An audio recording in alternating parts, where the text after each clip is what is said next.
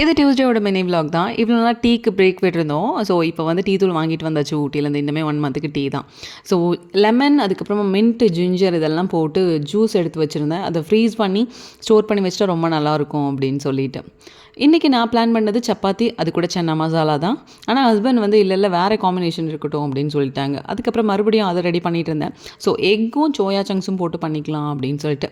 So egg வந்து boil பண்ண வச்சுட்டு சப்பாத்தி மாவை இந்த பக்கம் பிசைய ஸ்டார்ட் பண்ணியாச்சு. நல்லா ஹாட் வாட்டர் ஊற்றி சூப்பராக பிசைஞ்சு ஓரமாக வச்சுட்டு, சோயா சங்க்ஸில் நல்லா கொதிக்கிற தண்ணி ஊற்றி அதையுமே ஓரமாக வச்சுட்டேன். அப்போ தான் நல்லா சாஃப்டாக இருக்கும் சாப்பிடும்போது அப்படின்னு சொல்லிட்டு. ஈவினிங்கே லெமன் ஜூஸை ஊற்றி வச்சிட்டனால நல்லா ஃப்ரீஸ் ஆகிடுச்சு. ஸோ அதை எடுத்து ஒரு பாட்டிலில் போட்டு ஸ்டோர் பண்ணி வச்சுட்டேன். ஜூஸ் வேணுன்றப்ப கூட போட்டுக்கலாம். ரொம்ப ஈஸியாக இருக்கும் இது.